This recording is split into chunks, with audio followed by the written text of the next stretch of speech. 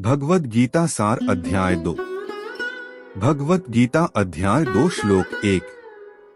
संजय ने कहा, करुणा से अभिभूत मन से शोकाकुल और अश्रुओं से भरे नेत्रों वाले अर्जुन को देखकर श्री कृष्ण ने निम्नवर्णित शब्द कहे। भगवत गीता अध्याय 2 श्लोक 2।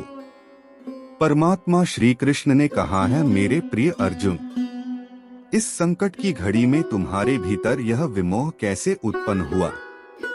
यह सम्माननीय लोगों के अनुकूल नहीं है।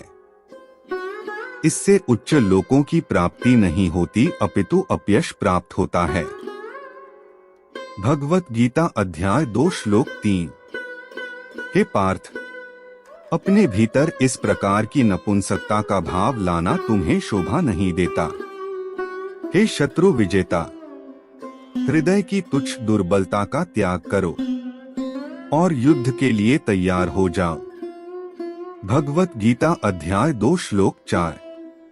अर्जुन ने कहा, हे मधुसूदन, हे शत्रुओं के दमन करता, मैं युद्ध भूमि में कैसे भीष्म और द्रोणाचार्य जैसे महापुरुषों पर बाण चला सकता हूँ, जो मेरे लिए परम पूजनीय है। भगवत गीता अध्याय 2 श्लोक 5।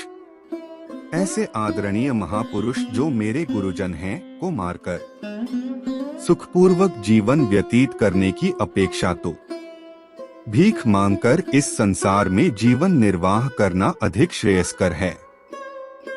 यदि हम उन्हें मारते हैं तो उसके परिणाम स्वरूप हम जिस संपत्ति और सुखों का भोग करेंगे वे रक्तरंजित होंगे। भगवत गीता अध्याय 2 श्लोक 6। हम यह भी नहीं जानते कि इस युद्ध का परिणाम हमारे लिए किस प्रकार से श्रेयस्कर होगा, उन पर विजय पाकर या उनसे पराजित होकर। यद्यपि उन्होंने धृतराष्ट्र का पक्ष लिया है और अब वे युद्ध भूमि में हमारे सम्मुख खड़े हैं, तथापि उनको मारकर हमारी जीवित रहने की कोई इच्छा नहीं होगी। भगवत गीता अध्याय 2 श्लोक 7। मैं किंकर्तव्य विमूढ़ हो गया हूँ और गहन चिंता में डूबकर कायरता दिखा रहा हूँ।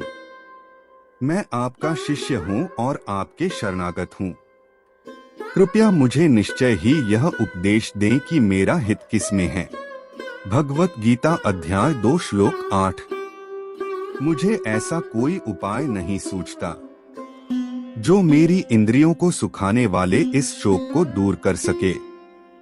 यदि मैं धन संपदा से भरपूर इस पृथ्वी पर निष्कंटक राज्य प्राप्त कर लेता हूँ या देवताओं जैसा प्रभुत्व प्राप्त कर लेता हूँ, तब भी मैं इस शोक को दूर करने में समर्थ नहीं हो पाऊंगा। भगवत गीता अध्याय 2 श्लोक 9। ऐसा कहने के पश्चात गुडाकेश शत्रुओं का दमन करने वाला अर्जुन ऋषिकेश कृष्ण से बोला, हे गोविंद, मैं युद्ध नहीं करूंगा और शांत हो गया। भगवत गीता अध्याय 2 श्लोक 10। हे भरतवंशी धृतराष्ट्र, तत्पश्चात दोनों पक्षों की सेनाओं के मध्य शोककुल अर्जुन से कृष्ण ने प्रसन्न होते हुए ये वचन कहे। भगवत गीता अध्याय 2 श्लोक 11।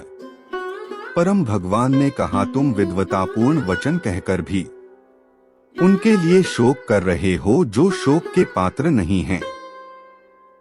बुद्धिमान पुरुष न तो जीवित प्राणी के लिए शोक करते हैं और न ही मृत के लिए। भगवत गीता अध्याय 2 श्लोक 12। ऐसा कोई समय नहीं था कि जब मैं नहीं था या तुम नहीं थे और ये सभी राजा न रहे हों, और ऐसा भी नहीं है कि भविष्य में हम सब नहीं रहेंगे। भगवत गीता अध्याय 2 श्लोक 13। जैसे देहधारी आत्मा इस शरीर में बाल्यावस्था से तरुणावस्था और वृद्धावस्था की ओर निरंतर अग्रसर होती है, वैसे ही मृत्यु के समय आत्मा दूसरे शरीर में चली जाती है। बुद्धिमान मनुष्य ऐसे परिवर्तन से मोहित नहीं होते। भगवत गीता अध्याय 2 श्लोक 14। हे कुंती पुत्र, इंद्रिय और उसके विषयों के संपर्क से उत्पन्न सुख तथा दुख का अनुभव क्षण भंगुर है। ये स्थायी न होकर सर्दी तथा गर्मी की ऋतुओं के आने जाने के समान हैं। हे भरतवंशी, मनुष्य को चाहिए कि वह विचलित हुए बिना उनको सहन करना सीखे। भगवत गीता अध्याय 2 श्लोक 15। हे पुरुषों में श्रेष्ठ अर्जुन, जो मनुष्य सुख तथा दुख में विचलित नहीं होता और इन दोनों परिस्थितियों में स्थिर रहता है, वह वास्तव में मुक्ति का पात्र है। भगवत गीता अध्याय 2 श्लोक 16। अनित्य शरीर का चिरस्थायित्व नहीं है और शाश्वत आत्मा का कभी अंत नहीं होता है। तत्वदर्शियों द्वारा भी इन दोनों की प्रकृति के अध्ययन करने के पश्चात निकाले गए निष्कर्ष के आधार पर इस यथार्थ की पुष्टि की गई है। भगवत गीता अध्याय 2 श्लोक 17। जो पूरे शरीर में व्याप्त है उसे ही तुम अविनाशी समझो। उस अनश्वर आत्मा को नष्ट करने में कोई भी समर्थ नहीं है। भगवत गीता अध्याय 2 श्लोक 18। केवल भौतिक शरीर ही नश्वर है और शरीर में व्याप्त आत्मा अविनाशी, अप्रिमेय तथा शाश्वत है। आथ हे भरतवंशी, युद्ध करो। भगवत गीता अध्याय 2 श्लोक 19। वह जो यह सोचता है कि आत्मा को मारा जा सकता है या आत्मा मर सकती है, वे दोनों ही अज्ञानी हैं। वास्तव में आत्मा न तो मरती है और न ही उसे मारा जा सकता है। भगवत गीता अध्याय 2 श्लोक 20। आत्मा का न तो कभी जन्म होता है न ही मृत्यु होती है और न ही आत्मा किसी काल में जन्म लेती है और न ही कभी मृत्यु को प्राप्त होती है। आत्मा अजन्मा, शाश्वत, अविनाशी और चिरनूतन है। शरीर का विनाश होने पर भी इसका विनाश नहीं होता। भगवत गीता अध्याय 2 श्लोक 21। हे पार्थ, वह जो यह जानता है कि आत्मा अविनाशी, शाश्वत, अजन्मा और अपरिवर्तनीय है, वह किसी को कैसे मार सकता है या किसी की मृत्यु का कारण हो सकता है। भगवत गीता अध्याय 2 श्लोक 22। जिस प्रकार से मनुष्य अपने फटे पुराने वस्त्रों को त्याग कर नए वस्त्र धारण करता है, उसी प्रकार मृत्यु होने पर आत्मा पुराने तथा व्यर्थ शरीर को त्याग कर नया शरीर धारण करती है। भगवत गीता अध्याय 2 श्लोक 23। किसी भी शस्त्र द्वारा आत्मा के टुकड़े नहीं किए जा सकते, न ही अग्नि आत्मा को जला सकती है, न ही जल द्वारा उसे गीला किया जा सकता है और न ही वायु इसे सुखा सकती है। भगवत गीता अध्याय 2 श्लोक 24। आत्मा अखंडित और अज्वलनशील है, इसे न तो गीला किया जा सकता है और न ही सुखाया जा सकता है। यह आत्मा शाश्वत, सर्वव्यापी, अपरिवर्तनीय, अचल और अनादि है। भगवत गीता अध्याय 2 श्लोक 25। इस आत्मा को अदृश्य, अचिंतनीय और अपरिवर्तनशील कहा गया है। यह जानकर हमें शरीर के लिए शोक प्रकट नहीं करना चाहिए। भगवत गीता अध्याय 2 श्लोक 26। यदि तुम यह सोचते हो कि आत्मा निरंतर जन्म लेती है और मरती है, तब ऐसी स्थिति में भी हे महाबाहु अर्जुन, तुम्हें इस प्रकार से शोक नहीं करना चाहिए। भगवत गीता अध्याय 2 श्लोक 27। जो जन्म लेता है उसकी मृत्यु निश्चित है और मृत्यु के पश्चात पुनर्जन्म भी अवश्यंभावी है। आथ तुम्हें अपरिहार्य के लिए शोक नहीं करना चाहिए। भगवत गीता अध्याय 2 श्लोक 28। हे भरतवंशी, समस्त जीव जन्म से पूर्व अव्यक्त रहते हैं जन्म होने पर व्यक्त हो जाते हैं और मृत्यु होने पर पुनः अव्यक्त हो जाते हैं। अतः ऐसे में शोक व्यक्त करने की क्या आवश्यकता है। भगवत गीता अध्याय 2 श्लोक 29। कुछ लोग आत्मा को एक आश्चर्य के रूप में देखते हैं, कुछ लोग इसे आश्चर्य बताते हैं और कुछ इसे आश्चर्य के रूप में सुनते हैं, जबकि अन्य लोग इसके विषय में सुनकर भी कुछ समझ नहीं पाते। भगवत गीता अध्याय 2 श्लोक 30। हे अर्जुन, शरीर में निवास करने वाली आत्मा अविनाशी है, इसलिए तुम्हें किसी प्राणी के लिए शोक नहीं करना चाहिए। भगवत गीता अध्याय 2 श्लोक 31। इसके अलावा एक योद्धा के रूप में अपने कर्तव्य पर विचार करते हुए तुम्हें उसका त्याग नहीं करना चाहिए। वास्तव में योद्धा के लिए धर्म की रक्षा हेतु युद्ध करने के अतिरिक्त अन्य कोई विकल्प नहीं होता। भगवत गीता अध्याय 2 श्लोक 32।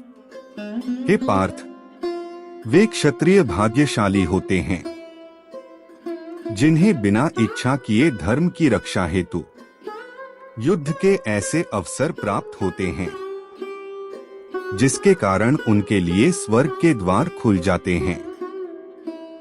भगवत गीता अध्याय 2 श्लोक 33। यदि फिर भी तुम इस धर्म युद्ध का सामना नहीं करना चाहते, तब तुम्हें निश्चित रूप से अपने सामाजिक कर्तव्यों की उपेक्षा करने का पाप लगेगा और तुम अपनी प्रतिष्ठा खो दोगे। भगवत गीता अध्याय 2 श्लोक 34। लोग तुम्हें कायर और भगोड़ा कहेंगे। एक सम्माननीय व्यक्ति के लिए अपयश मृत्यु से बढ़कर है। भगवत गीता अध्याय 2 श्लोक 35। जिन महान योद्धाओं ने तुम्हारे नाम और यश की सराहना की है, वे सब यह सोचेंगे कि तुम भय के कारण युद्ध भूमि से भाग गए और उनकी दृष्टि में तुम अपना सम्मान गवा दोगे। भगवत गीता अध्याय 2 श्लोक 36। तुम्हारे शत्रु तुम्हारी निंदा करेंगे और कटु शब्दों से तुम्हारा मानमर्दन करेंगे और तुम्हारी सामर्थ्य का उपहास उड़ाएंगे। तुम्हारे लिए इससे पीड़ादायक और क्या हो सकता है। भगवत गीता अध्याय 2 श्लोक 37। हे कुंती पुत्र, यदि तुम युद्ध करते हो, फिर या तो तुम मारे जाओगे और स्वर्ग लोक प्राप्त करोगे, या विजयी होने पर पृथ्वी के साम्राज्य का सुख भोगोगे। इसलिए हे कुंती पुत्र, उठो और दृढ़ संकल्प के साथ युद्ध करो। भगवत गीता अध्याय 2 श्लोक 38। कर्तव्यों पालन हेतु युद्ध करो। युद्ध से मिलने वाले सुख दुख लाभ हानि को समान समझो। यदि तुम इस प्रकार अपने दायित्वों का निर्वहन करोगे, तब तुम्हें कोई पाप नहीं लगेगा। भगवत गीता अध्याय 2 श्लोक 39। अब तक मैंने तुम्हें सांख्य योग या आत्मा की प्रकृति के संबंध में वैश्लेषिक ज्ञान से अवगत कराया है। अब मैं क्योंकि बुद्धि योग या ज्ञान योग प्रकट कर रहा हूँ। हे पार्थ, उसे सुनो। जब तुम ऐसे ज्ञान के साथ कर्म करोगे, तब कर्मों के बंधन से स्वयं को मुक्त कर पाओगे। भगवत गीता अध्याय 2 श्लोक 40। इस चेतनावस्था में कर्म करने से किसी प्रकार की हानि या प्रतिकूल परिणाम प्राप्त नहीं होते, अपितु इस प्रकार से किया गया अल्प प्रयास भी बड़े से बड़े भय से हमारी रक्षा करता है। भगवत गीता अध्याय 2 श्लोक 41। हे कुरुवंशी, जो इस मार्ग का अनुसरण करते हैं, उनकी बुद्धि निश्चयात्मक होती है और उनका एकमात्र लक्ष्य होता है। लेकिन जो मनुष्य संकल्पहीन होते हैं, उनकी बुद्धि अनेक शाखाओं में विभक्त रहती है। भगवत गीता अध्याय 2 श्लोक 42-43। अल्पज्ञ मनुष्य वेदों के आलंकारिक शब्दों पर अत्यधिक आसक्त रहते हैं, जो स्वर्गलोक का सुख भोगने के प्रयोजनार्थ दिखावटी कर्मकांड करने की अनुशंसा करते हैं, और जो यह मानते हैं कि इन वेदों में कोई उच्च सिद्धांतों का वर्णन नहीं किया गया है। वे वेदों के केवल उन्हीं खंडों की महिमा मंडित करते हैं जो उनकी इंद्रियों को तृप्त करते हैं, और वे उत्तम जन्म, ऐश्वर्य, इंद्रिय तृप्ति और स्वर्गलोक की प्राप्ति के लिए आडंबरयुक्त कर्मकांडों के पालन में लगे रहते हैं। भगवत गीता अध्याय 2 श्लोक 44। सांसारिक सुखों में मन की गहन आसक्ति के साथ उनकी बुद्धि ऐसी वस्तुओं में मोहित रहती है, इसलिए वे भगवत प्राप्ति के मार्ग पर अग्रसर होने के हेतु दृढ़ संकल्प लेने में असमर्थ होते हैं। भगवत गीता अध्याय 2 श्लोक 45। वेदों में प्रकृति के 3 गुणों का वर्णन मिलता है। हे अर्जुन, प्रकृति के इन गुणों से ऊपर उठकर विशुद्ध आध्यात्मिक चेतना में स्थित हो जाओ। परम सत्य में स्थित होकर सभी प्रकार के द्वैतों से स्वयं को मुक्त करते हुए भौतिक लाभ हानि और सुरक्षा की चिंता किए बिना आत्मलीन हो जाओ। भगवत गीता अध्याय 2 श्लोक 46। जैसे एक छोटे जलकूप का समस्त कार्य सहजता से सभी प्रकार से विशाल जलाशय से तत्काल पूर्ण हो जाता है, उसी प्रकार समान रूप से परम सत्य को जानने वाले वेदों के सभी प्रयोजन को पूर्ण करते हैं। भगवत गीता अध्याय 2 श्लोक 47। तुम्हें अपने निश्चित कर्मों का पालन करने का अधिकार है, लेकिन तुम अपने कर्मों का फल प्राप्त करने के अधिकारी नहीं हो। तुम स्वयं को अपने कर्मों के फलों का कारण मत मानो और न ही अकर्मा रहने में आसक्ति रखो। भगवत गीता अध्याय 2 श्लोक 48। हे अर्जुन, सफलता और असफलता की आसक्ति को त्याग कर तुम दृढ़ता से अपने कर्तव्य का पालन करो। यही संभाव योग कहलाता है। भगवत गीता अध्याय 2 श्लोक 49। हे अर्जुन, दिव्य ज्ञान और अंतर्दृष्टि की शरण ग्रहण करो। फलों की आसक्ति युक्त कर्मों से दूर रहो, जो निश्चित रूप से दिव्य ज्ञान में स्थित बुद्धि के साथ निष्पादित किए गए कार्यों से निष्कृष्ट हैं। जो अपने कर्मफलों का भोग करना चाहते हैं, वे कृपण हैं। भगवत गीता अध्याय 2 श्लोक 50। जब कोई मनुष्य बिना आसक्ति के कर्मयोग का अभ्यास करता है, तब वह इस जीवन में ही शुभ और अशुभ प्रतिक्रियाओं से छुटकारा पा लेता है। इसलिए योग के लिए प्रयास करना चाहिए, जो कुशलता पूर्वक कर्म करने की कला है। भगवत गीता अध्याय 2 श्लोक 51। संबुद्धि युक्त ऋषि मुनि कर्म के फलों की आसक्ति से स्वयं को मुक्त कर लेते हैं, जो मनुष्य को जन्म मृत्यु के चक्र में बांध लेती हैं। इस चेतना में कर्म करते हुए वे उस अवस्था को प्राप्त कर लेते हैं जो सभी दुखों से परे है। भगवत गीता अध्याय 2 श्लोक 52। जब तुम्हारी बुद्धि मोह के दलदल को पार करेगी, तब तुम सुने हुए और आगे सुनने में आने वाले इस लोक और परलोक के भोगों सबके प्रति उदासीन हो जाओगे। भगवत गीता अध्याय 2 श्लोक 53।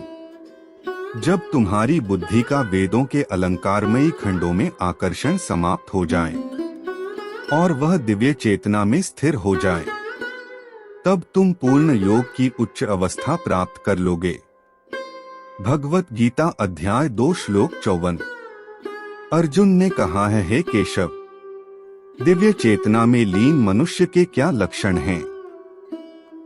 वह सिद्ध पुरुष कैसे बोलता है, कैसे बैठता है और कैसे चलता है? भगवत गीता अध्याय 2 श्लोक 55। परम प्रभु श्री कृष्ण कहते हैं, हे पार्थ, जब कोई मनुष्य स्वार्थयुक्त कामनाओं और मन को दूषित करने वाली इंद्रिय तृप्ति से संबंधित कामनाओं का परित्याग कर देता है और आत्मज्ञान को अनुभव कर संतुष्ट हो जाता है, तब ऐसे मानव को दिव्य चेतना में स्थित कहा जा सकता है। भगवत गीता अध्याय 2 श्लोक 56। जो मनुष्य किसी प्रकार के दुखों में क्षुब्ध नहीं होता, जो सुख की लालसा नहीं करता और जो आसक्ति, भय और क्रोध से मुक्त रहता है, वह स्थिर बुद्धि वाला मनीषी कहलाता है। भगवत गीता अध्याय 2 श्लोक 57। जो सभी परिस्थितियों में अनासक्त रहता है और न ही शुभ फल की प्राप्ति से हर्षित होता है और न ही विपत्ति से उदासीन होता है, वही पूर्ण ज्ञानावस्था में स्थित मुनि है। भगवत गीता अध्याय 2 श्लोक 58। जो मनुष्य अपनी इंद्रियों को उनके विषय भोगों से खींच लेने के लिए उसी प्रकार से योग्य होता है जैसे एक कछुआ अपने अंगों को संकुचित करके उन्हें खोल के भीतर कर लेता है, वह दिव्य ज्ञान में स्थिर हो जाता है। भगवत गीता अध्याय 2 श्लोक 59। यद्यपि देहधारी जीव इंद्रियों के विषयों से अपने को कितना दूर रखे, लेकिन इंद्रिय विषयों को भोगने की लालसा बनी रहती है। फिर भी जो लोग भगवान को जान लेते हैं, उनकी लालसाएं समाप्त हो जाती हैं। भगवत गीता अध्याय 2 श्लोक 60। हे कुंती पुत्र, इंद्रियां इतनी प्रबल और अशांत होती है कि वे विवेकशील और आत्मनियंत्रण का अभ्यास करने वाले मनुष्य के मन को भी अपने वश में कर लेती है। भगवत गीता अध्याय 2 श्लोक 61। वे जो अपनी इंद्रियों को वश में कर लेते हैं और अपने मन को मुझ में स्थिर कर देते हैं, वे दिव्य ज्ञान में स्थित होते हैं। भगवत गीता अध्याय 2 श्लोक 62। इंद्रियों के विषयों का चिंतन करते हुए मनुष्य उनमें आसक्त हो जाता है और आसक्ति कामना की ओर ले जाती है और कामना से क्रोध उत्पन्न होता है।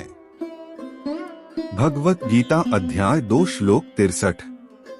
क्रोध निर्णय लेने की क्षमता को क्षीण करता है, जिसके कारण स्मृति भ्रम हो जाता है।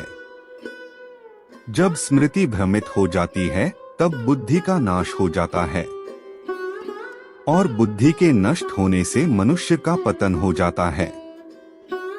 भगवत गीता अध्याय 2 श्लोक 64। लेकिन जो मन को वश में रखता है, वह इंद्रियों के विषयों का भोग करने पर भी राग और द्वेष से मुक्त रहता है और भगवत कृपा प्राप्त करता है। भगवत गीता अध्याय 2 श्लोक 65। भगवान की दिव्य कृपा से शांति प्राप्त होती है, जिससे सभी दुखों का अंत हो जाता है और ऐसे शांत मन वाले मनुष्य की बुद्धि दृढ़ता से भगवान में स्थिर हो जाती है। भगवत गीता अध्याय 2 श्लोक 66। लेकिन असंयमी व्यक्ति का अपने मन और इंद्रियों पर नियंत्रण नहीं होता, न ही उसकी बुद्धि दृढ़ होती है और न ही उसका मन भगवान के चिंतन में स्थिर हो सकता है। जो अपने मन को भगवान में स्थिर नहीं करता, जिसके बिना शांति संभव नहीं और शांति के बिना कोई कैसे सुखी रह सकता है। भगवत गीता अध्याय 2 श्लोक 67। जिस प्रकार प्रचंड वायु अपने तीव्र वेग से जल पर तैरती हुई नाव को दूर तक बहा कर ले जाती है, उसी प्रकार से अनियंत्रित इंद्रियों में से कोई एक, जिसमें मन अधिक लिप्त रहता है, बुद्धि का विनाश कर देती है। भगवत गीता अध्याय 2 श्लोक 68। इसलिए हे महाबाहु, जो मनुष्य इंद्रियों के विषय भोगों से विरक्त रहता है वह दृढ़ता से लोकातीत ज्ञान से युक्त हो जाता है। भगवत गीता अध्याय 2 श्लोक 69, जिसे सब लोग दिन समझते हैं, वह आत्मसंयमी के लिए अज्ञानता की रात्रि है, तथा जो सब जीवों के लिए रात्रि है, वह आत्मविश्लेषी मुनियों के लिए दिन है।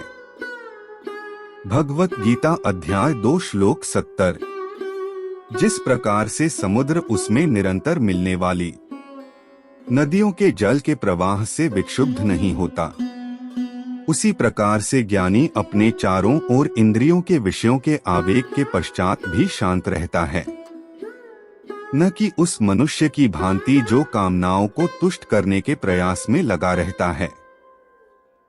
भगवत गीता अध्याय 2 श्लोक 71, जिस मनुष्य ने अपनी सभी भौतिक इच्छाओं का परित्याग कर दिया हो और इंद्रिय तृप्ति की लालसा, स्वामित्व के भाव और अहंकार से रहित हो गया हो, वह पूर्ण शांति प्राप्त कर सकता है। भगवत गीता अध्याय 2 श्लोक 72, हे पार्थ, ऐसी अवस्था में रहने वाली प्रबुद्ध आत्मा जब ब्रह्म ज्ञान प्राप्त कर लेती है, वह फिर कभी भ्रमित नहीं होती। तब मृत्यु के समय भी इस दिव्य चेतना में स्थित सिद्ध पुरुष जन्म और मृत्यु के बंधन से मुक्त हो जाता है और भगवान के परम धाम में प्रवेश करता है।